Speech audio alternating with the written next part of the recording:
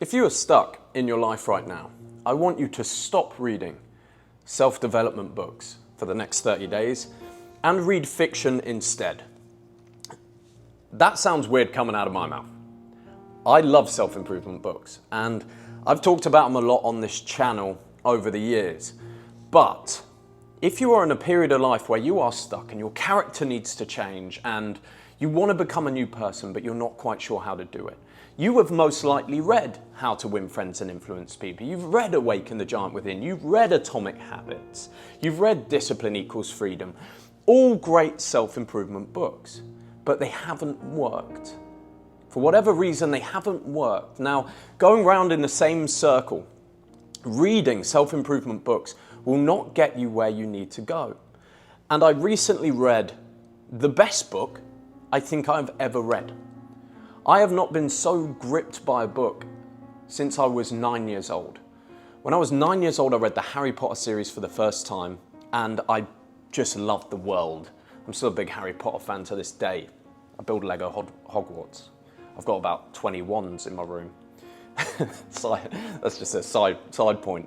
But when I was young, I read these books and it was all I wanted to do. I hid the Harry Potter books in my desk at school and I would read them in lessons because my imagination was running away with me. I'd built this entire world. I felt a part of it and I was learning from the stories and the people. I was learning from the language. I haven't been gripped by a book, certainly not a self-improvement book like that, until 2 weeks ago, where I read an entire 500-page fiction book, a fantasy book, in 4 or 5 days. And it made me realize something. I had been missing fiction in my life. So in this video, I want to tell you why you should read fiction, what it will do for your life. And I'm going to give you 3 different books of the best fiction you can possibly go and read, as well as the best book I think I've ever read. So number 1 is character design. In your life, in order to change, you need to become a new version of yourself. However, at the moment, you have a version of yourself that you tie everything to. You want to do certain things, but you don't think it's possible. You want to change the way you act, but you don't first see yourself in that way. What fiction allows you to do is not only grow your imagination, help you imagine things again in your mind, and when you can see them in your mind, it is as similar as seeing them in reality. It is similar as experiencing things in reality. So it teaches you very well. Not only does it do that, but the characters in fiction have attributes. They have stories. And you take them in because you view yourself as the characters. I heard a story the other day from an interview with Charlie Hunnam. He's the lead actor. He's Jax Teller in Sons of Anarchy, where he plays the leader of a motorbike gang. And he was telling this story that somebody broke into his garden, to his house, and seemed dangerous. And he was very, very scared to go and confront this person. But in his mind, he said, I don't know how to deal with this. But the character I've played on television, Jax Teller, of course he knows how to deal with it. And so he simply acted as Jax Teller, and he went and got rid of this person, said he was going to cut him up with a machete or something, went out into the garden with a machete, played the character, said he was going to cut him up, and the guy ran off. Now that's very interesting, because that's exactly what I get from fiction. When you read of great heroes, when you read great tales, you become them in a way. And when you are facing different circumstances in your life, rather than think, oh, what would Jack Hopkins do right now?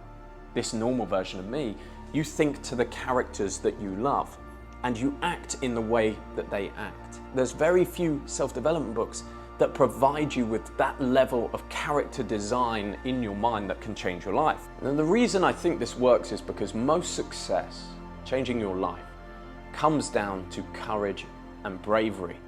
And courage and bravery are the pillars of great stories. The characters that you love, the characters that you admire are all courageous and brave. And I think that we should view our lives in that way, not as this self-development, habit-building checklist with no soul, but we should view our lives as quests. I'm going to do a video on this week, you'll see it. But we should view our lives as these great stories.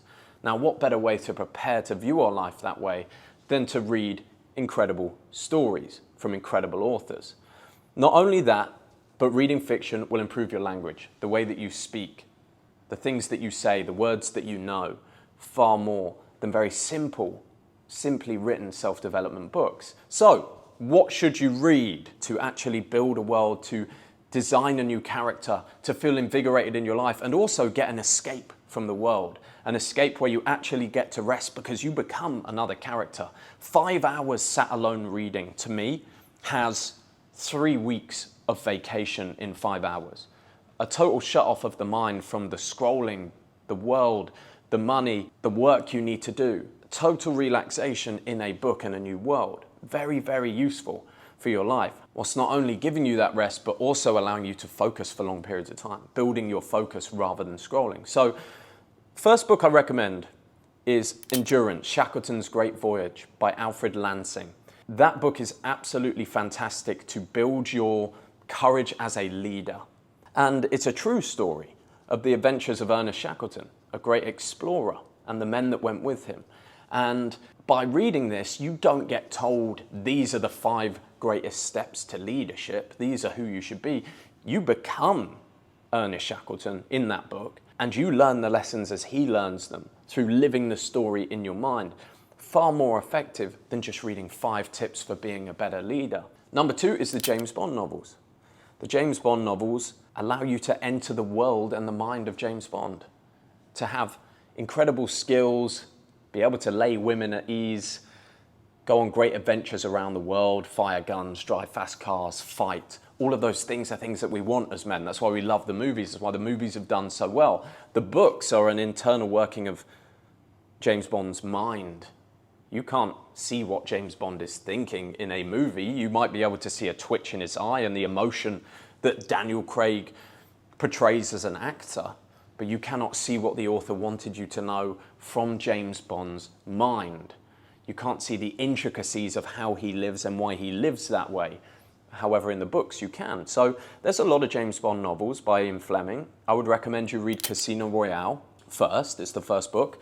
Then Live and Let Die is the second book. Both incredible, incredible novels. And number 3, Moonraker. These are my top 3 James Bond books. I say my top 3. They're the only 3 I've read. They're my top 3. So there may be better ones. Don't take my word for that. There may be better James Bond books. I will continue to read them, but I've recently become distracted by a different series. The best book I've ever read. You heard it here first. If we were together right now, I'd say to you, stop everything you're doing, stop every book you're reading. Read this book until you finish it. Spend the next few days reading this book until you finish it. Trust me, once you get 100 pages in, you won't want to put it down. It is Red Rising. The Red Rising series. There are now 7 books. They start as a trilogy of 3, but just read the first one, Red Rising, before you go any further.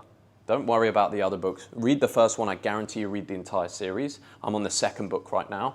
I'm not going to even give you a hint to what this story is about. I'm just going to tell you that you need to read this book. If you want to know about courage, if you want to know about trials and adventure and becoming the man you want to be and the darkness you face in your own mind and how to overcome it and how to remain brave and how to remain vigilant, if you want those things, if you want to understand what it would be like to be that character, if you want to feel inspired in your life to become the best version of yourself, read Red Rising now. That's all I'm going to say about it. I'll maybe talk about these books further in another video, but read Red Rising, because I believe fiction will give you something. It will give you that breakthrough you've been looking for, that self-improvement hasn't been able to give to you yet. Maybe you've improved a bit, but you need to change your character. You need to change who you are on the inside. One of the greatest ways to do this is to read fantastic books, to live the stories of the characters. We learn our best through stories.